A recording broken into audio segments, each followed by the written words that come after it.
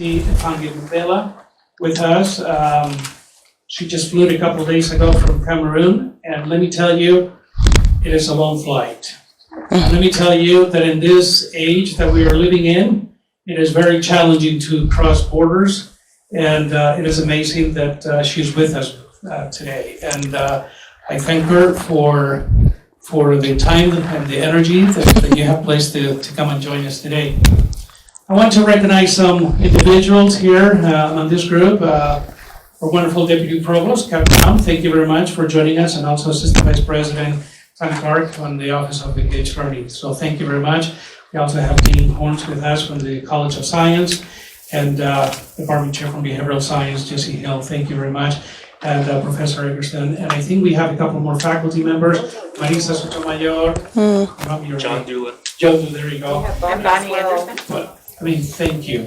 Between masks, between Jim Coffey actually growing a beer, between, it's just, I'm losing connection, I'm losing contact. So thank you very much for coming today. Folks, let me tell you just a brief introduction from our beloved guest today. We have an announcement. We will be having the Vice President of the University of Salamanca, Ephraim Sadak. He will be coming and joining us next Tuesday at the School of Education. He'll be giving a lecture on the challenges of the European universities in higher ed. So if you want to come and join us, remember it's at 10 o'clock in the morning. I believe it's at 10 o'clock in the morning at the school. Actually, it's not at the School of Education. It is at the Autism Center. That's where the presentation will take place. It will be a wonderful presentation. I want you to know that the Vice President of Salamanca, the University of Salamanca, you probably may have heard of the university. It's one of the oldest universities in the world, one of the most prestigious, along with the University of Oxford and University of Bologna in Italy. And he is the top scholar in academia, and he speaks 7 different languages. It's an incredible human being with a lot of wealth and a lot of research behind his back. So to have him here on campus will be fantastic. So please, if you're able and your schedules permit, please come and join us at the Melissa Nielsen Center at the Autism Center on Tuesday, December 7th at 10 o'clock in the morning. Very well, without further ado, let me introduce our guest today, Madame Elsie Effange-Mbella. I have pronounced your name so many times wrong, but please bear with me. No, today you're right. Oh, today I'm right. Thank you. Madame Effange-Mbella, she is a diplomat. She has been involved in diplomacy most of her life. She has worked at the Ministry of Foreign Affairs, holds the title of Minister Plenipotentiary of the Foreign Affairs of Cameroon. She also worked very closely with the United Nations for several years. She was the advisor on gender issues and assistant to victims under the International Criminal Tribunal, and she's going to be sharing a couple thoughts and experiences that she has had. She is also being part of within the UN of MONUSCO, which is the senior gender advisor to combat sexual and gender-based violence in conflict and post-conflict zones in African nations. She's been the director of civil affairs of Cameroon. She currently is working on a NGO, civil society, Effange Solidarity, who happens to be now an advisor. She was telling me that in the car. I guess her sister is the executive director. Yes. And that is a nonprofit civil society that develops and implements projects for women and youth. And more than anything, I could just go on and all credentials. But one of the highest credentials to me right now is that she is a member of the Global Executive Board of the Why It Matters Conference. And folks, let me tell you, the Why It Matters Conference is a conference that is led by Utah Valley University in collaboration with the United Nations. It's going to take place on October 5th through 7th of next year. I want to thank the Utah Valley University very much for hosting me through Baldomero. He's been a wonderful host. I was thinking that it was a very long journey and wondering if I should make it. I prayed throughout the journey because of those bombs in the air. But once we landed, even when I saw the city from the sky, from above, I thought it was really well organized and above all very friendly. So I want to thank the university and Baldomero very much for having hosted me and for having motivated me to come. I want to thank him for having included me in partnering with the university for this upcoming first International Academic Conference on the Sustainable Development Goals and why it matters. It matters a lot. I always forget to introduce myself. He has, but I just want to tell you that originally my expertise was not, sustainable development. I was a diplomat for my government and for the United Nations. It was more policy formulation, etc. But after formulating those policies, I thought I had to hone my career a little bit more by moving into the field. And so when I joined the United Nations Secretariat, I worked for UNICEF. I worked for the Department of Peacekeeping Operations, and so I served in the Tribunal for Rwanda, I served in the Congo, I served in Mali, I served all the SADC region, in terms of what I call preventive diplomacy, which is the best thing to prepare people for sustainable development and for managing the special interests of women and men, youth, to get into the mainstream of socioeconomic development. And so my expertise now is in gender equality promotion, gender security and administration. It is in projects management. It is in security issues, and it is also in coordination of crisis, prevention and resolution of conflicts. So that is quite broad, but it adds a little more content to just being a diplomat for your country. And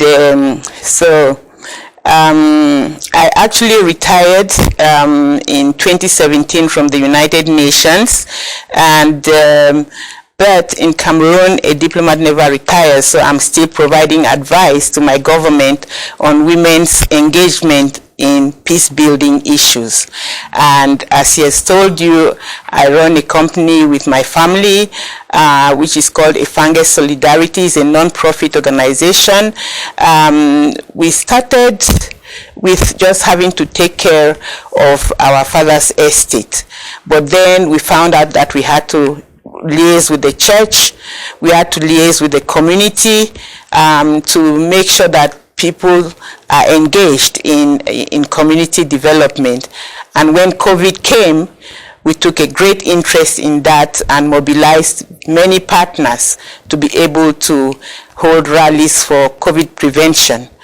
And so that is precisely me. But I want to say that I appreciate my parents for having made the effort to send me to a private school where I was taught by American missionaries. It's called Seka Baptist College.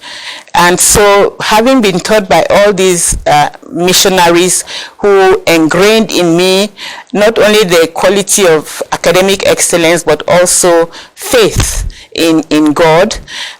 When I became a diplomat and was posted to New York, it was like a homecoming for me because I knew the culture, I had met the people and felt at home. And so I didn't feel displaced at all. And so I want to thank all of you for coming and for Baldomero having mobilized so many people. He told me I shouldn't, I'm speaking from my experience. He told me, do not prepare a speech, and so I haven't gotten a prepared speech for you people. I'm just speaking from what I have lived, and would give you a chance to ask questions at the end of my talk. And Speak a little closer to the mic. oh, okay. Yes, they can hear you in the back. All right, thank you. I hope, good. Okay, thanks. And so I just want to give you a little bit of the background. As an African, well, I am fully aware of the problems that exist. As you well know, there are about 52 countries in Africa now. Out of those 52, about 16 of them are in active conflict, including my own country. And well, so people in conflict always live very particular situations, especially for women and youth, because they are most often drafted forcefully into one group or another. There are abductions, there are killings, there are sexual abuses, and so forth and so on. But there is misery, there is a lot of displaced people, and there is always abuse of human rights. And so we still have a long way to go in terms of making sure that we have strong institutions in Africa that protect human rights, that make sure that there are laws that prosecute people who abuse human rights, especially laws that make sure that women and youth are given the space to integrate themselves into society and to become part of the mainstream for socioeconomic development. That is not really happening now, and so we have a long way to go. That is why when Baldemoro invited me to be part of the executive committee for this conference, I was very glad to do it, because most of the problems address live issues that we are facing in Africa. The problem of poverty, the problem of zero hunger, the problem of clean cities, health, the problem of peace, security, and strong institutions, the problem of maintaining the ecosystem. You have a beautiful city.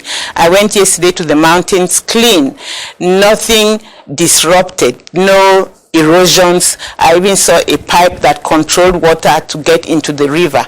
These are all issues that are important to control, and so they are important not only on land but also in water, to preserve the ecosystem, to produce and to consume in a responsible fashion, and to make sure that we are building partnerships, to make sure that people are educated. Education is really the stronghold for peace building, for sustainable development. And so when we build these partnerships with an intent of making sure that each one of these goals has an educational component, then we are building the groundwork for sustainable development and strong institutions. But it is important that in building these partnerships that we listen to the needs of everyone, and that we also take it important that every partner can bring to the table what they intend as a framework, for building sustainable partnerships, so that the goals, when they are implemented, can be implemented in a predictable fashion, because we would have agreed on what the focus should be in all of these goals, and what the focus of things like quality education should be, so that we are understanding ourselves and that the goals are implemented in a harmonious fashion. And this is the importance of the conference that Baldemoro is planning. And you are lucky in Utah because you have not only the tolerance for receiving people, but you also have the infrastructure, to receive people. I was walking around the university today. It is a wonderful place, can accommodate any crowd. And I was taking pictures because at the consulate, when I went to ask for a visa, the consular officer, who is an American, asked me, why is this conference being taken to Utah? And I said, oh, that's a very good question, madam, because I know that Utah has had a very good conference for civil society 2 or 3 years back. And so this is not the first time that Utah is going to be hosting a conference of this magnitude. And I think that you ought to be very proud about the fact that one of your states is able to hold a global conference, which is so important to everybody, because the sustainable development goals are things which every human being should be engaged in and should follow up to the core. And we have very little time to do this work. It's up to 2030 when they will be evaluating how well the sustainable development goals have been implemented. And so it's only about 8 years from now. It is not a very long time. And so we have a lot of work to do. And so she said, oh yeah, you are right. So you ought to know then that Utah is holding the flag, putting the flag out there to be the leader in mobilizing people to be interested in what really pertains to the development of all of mankind. And I would say that for us in Africa, if there is no peace, there is no development. I think that holds for every country in the world. And so to start having development, we must start by promoting peace and making sure that we are involving all our communities, all the components, the men, the women, the youth. In Africa, women are 52% around of the population, and they are also 60% of the workforce. And so if you're doing anything and you're not taking these people into consideration, then all of your efforts are bound to be unsustainable. And so we need to then get onto the population and to bring in those that matters, because my experience is that women and youth are not always involved in peacekeeping negotiations. They are not involved in the agreements, and the laws don't favor them. Most of the times in remote places, and not only in remote places, but you have to wait for the husband to give an approval for his wife to be able to be engaged in anything, no matter how purposeful. And so in my career, I have spent a lot of time pushing for laws that promote access to decision making for women and youth, access to quality education. In the Congo, the UN had passed this law 1325, peace and security, where women were supposed to play a great role in peace building. But when you go to a place where women have been battered, where the children cannot go to school, then instead of using women as leaders who can contribute to peace building and sustainable development, you're looking at them more like victims. And this depressed me. And so one of my major challenges as a diplomat was to help, when I was working with the Tribunal for Rwanda, was to help them to develop a rehabilitation program for the witnesses that were called to testify in the tribunal. And my first thought was to enable the tribunal, because since the government cannot always do what we expect that they would do, that the tribunal would develop its own capacity to provide some of the services. And so I worked with the government of Rwanda and also some of my colleagues in the witness protection section and the medical section to propose to the tribunal to make its own, build its own clinic based in Kigali to receive these people. There were over 1,500 of these people. And so it was a lot of work. There were witnesses who were already testifying. There were potential witnesses. But you cannot bring a potential witness when they are sick. I mean, they need to first of all survive before they can testify. And they need to know what will happen to them after they have testified. Would they be protected? Would they be safe? You know, and would they be able to go back to their work? So we had to do all of these things, provide medical support for the witnesses, provide counseling, provide socioeconomic development things, crafts, so they could learn something, and make sure that they could live with themselves again and feel like normal human beings. And so this was a big challenge, but we managed to pull it off. But most importantly, the Rwandese government was always complaining about the treatment of its witnesses and that they were not sufficiently protected. So this program that helped us to bridge that gap and to make sure that our relations were smooth again for them to be able to continue to send us witnesses. So the issue with life is that you have to learn how to do things in a comprehensive fashion. You know, not only look at it from your own perspective of what you're doing, but from the perspective also of the other people around you, and making sure that education, health, whatever profession you're involved in is carried out in a wholesome and complete fashion that regards all the problems of the people that you are attending to. And so in the Congo, one of the things that was important for me was to make sure that there are laws that support women and youth, and it had to come from the parliament. And so my effort was to get everyone mobilized, the women themselves, to make sure that the parliament developed a special section. They called it a Gender Equality Commission, so that they could comb through all the Congolese laws to make sure that they became gender sensitive.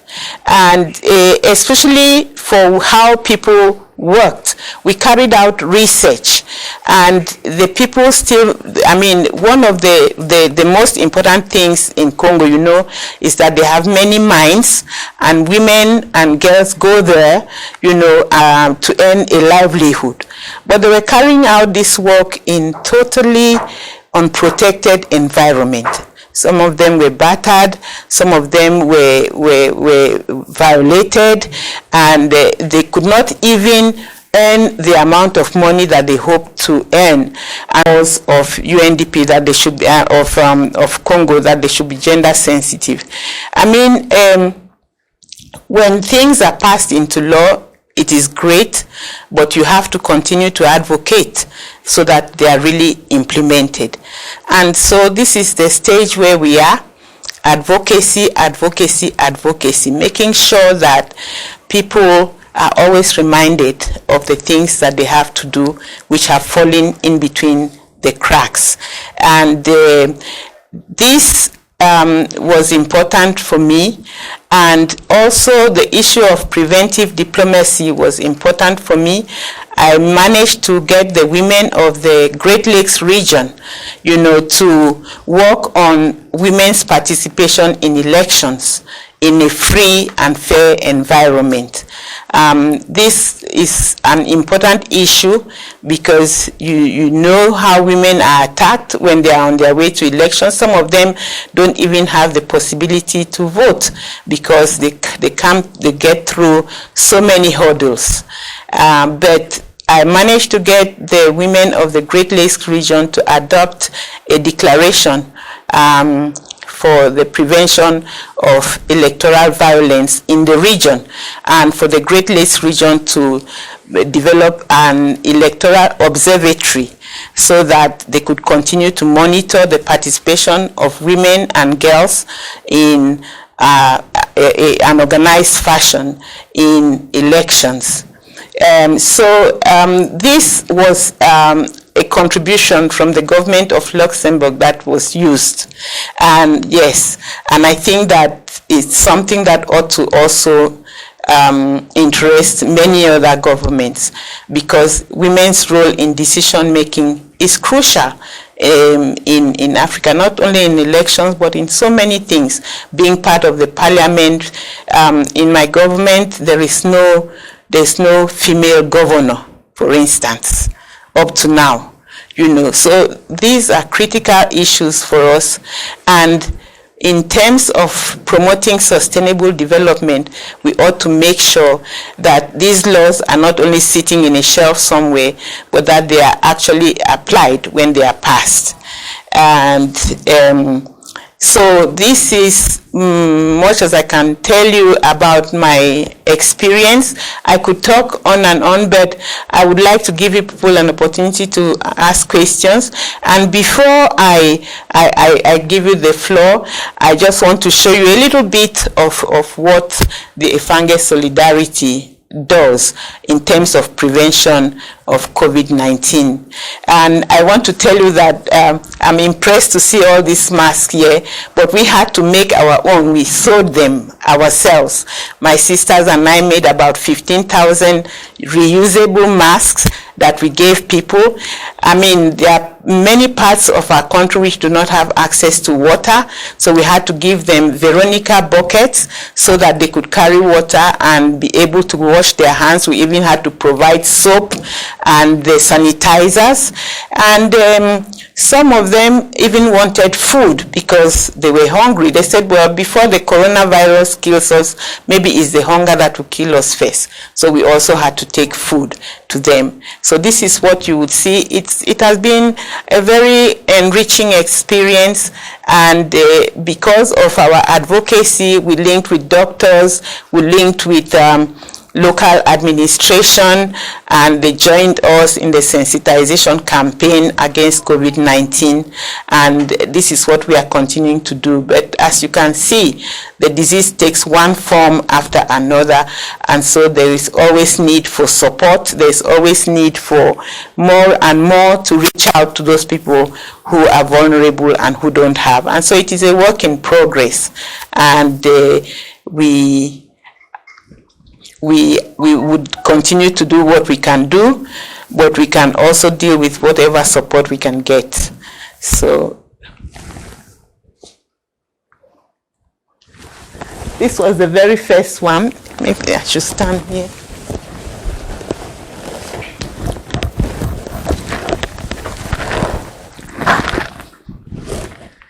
This was the very first meeting, and that's my senior sister who is in the middle with an arm at the side here.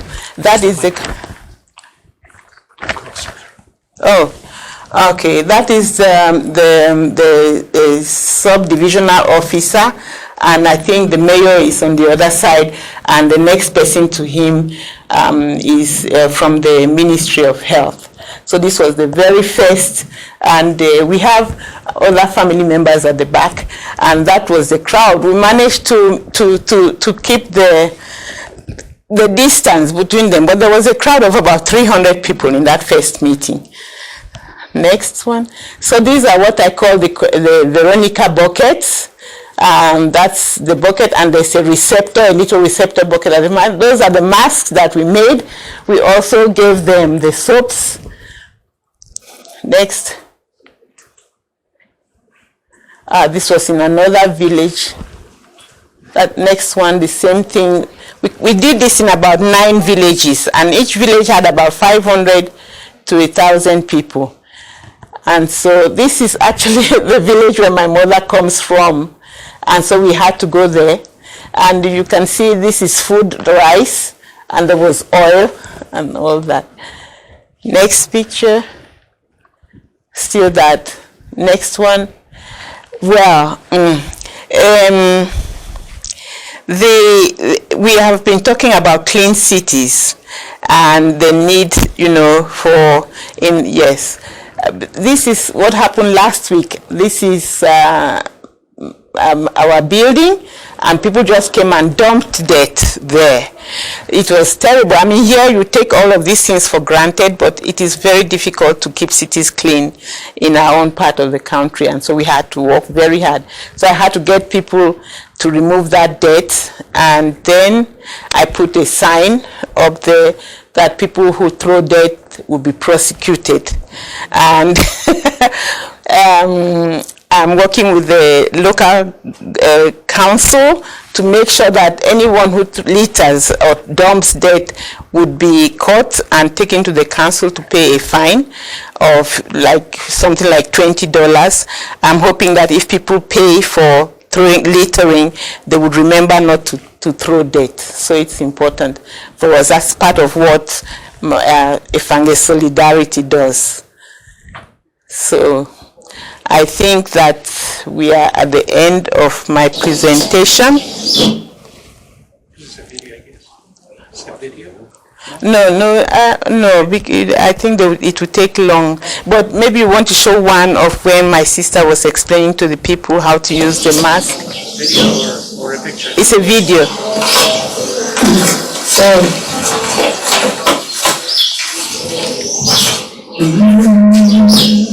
No, not that one. Okay, yeah, you can show that one. Oh. Especially for school children, hand sanitizer there are 160 for the school children. We'll also bring next week special masks which they are sent for the children.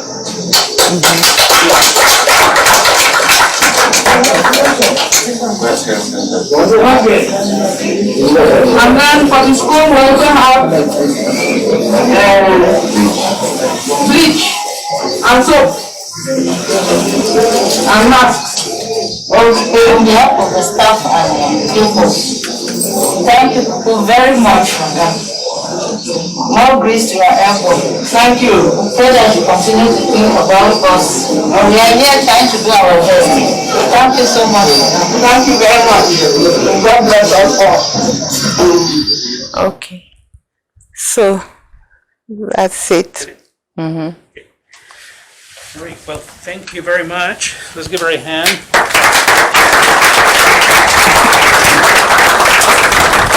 We appreciate the great work that civil society does, and especially Effange Solidarity. Thank you very much for the interesting. COVID has changed everyone, and maybe Henry better.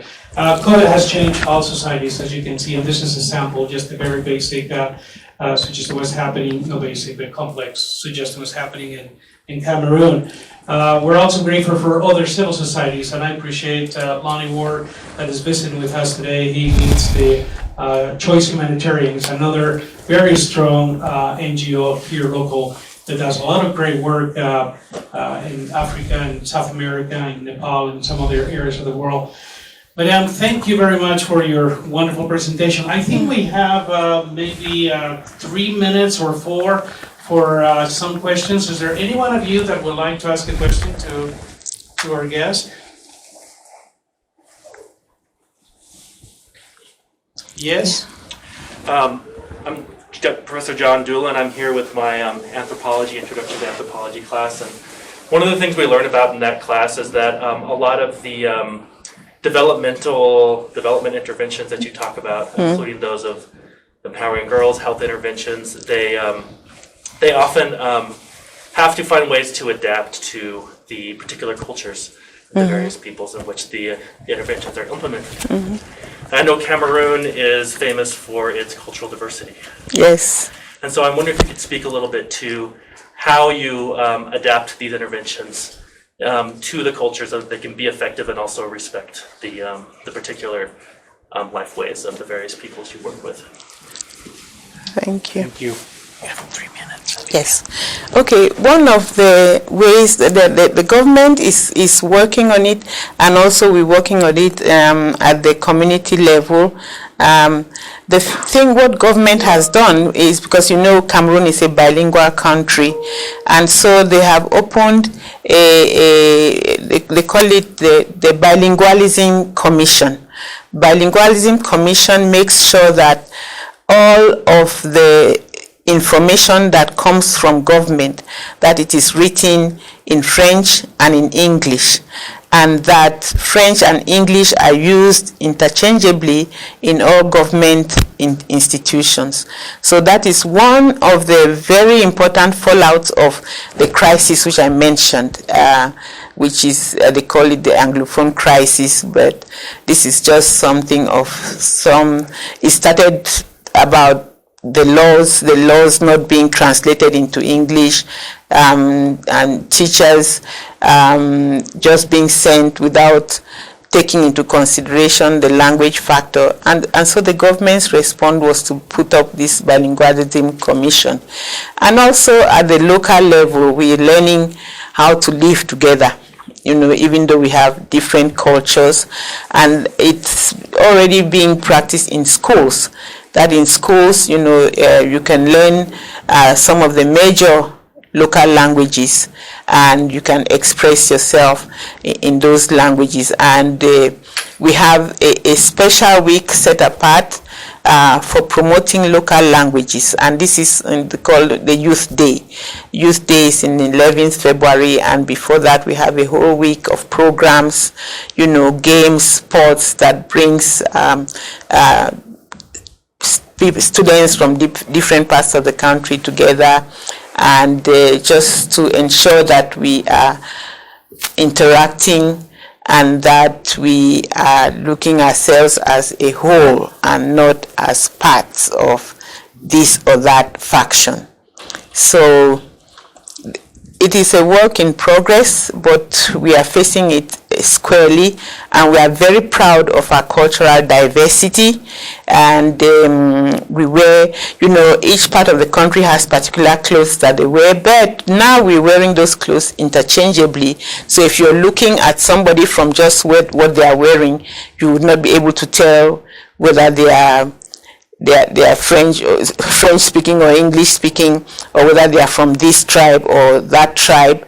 We wear our clothes now interchangeably. We have in my part of the country what they call the kaba, and everybody in Cameroon now wears it.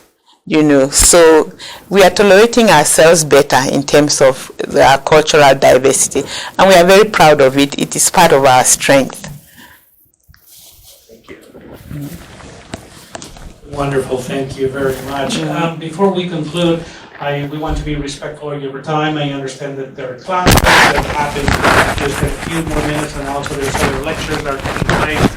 So before we conclude, I want to thank you.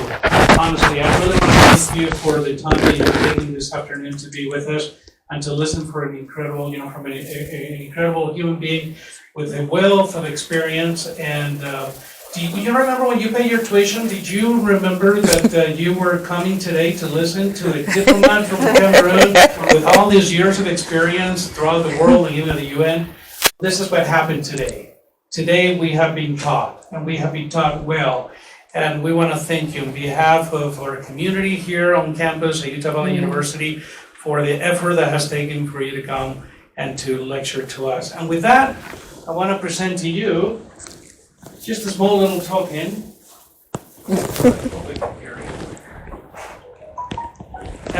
Oh my goodness. As our guest professor. Oh wow. You're more than welcome to come anytime to UVU and continue to lecture. But thank you. I want you to take this home so you can put it on your shelf and remember of this great day that we had today. Okay? Thank you so much. Thank you so much. Let me see. Let me hold it. It is It's just a little heavy. I know. I'm sorry. Thank you so much. Thank you very much, Baldomero. Thank you very much. I'm so delighted. Thank you all for coming. Thank you. And I just want you to know that you will see her again in October 5th through the 7th here on campus at the Why Matters Conference. So with that, we appreciate you coming. Thank you, madam. It's been Thank you, wonderful. thank you. Thank you so much. Thank you.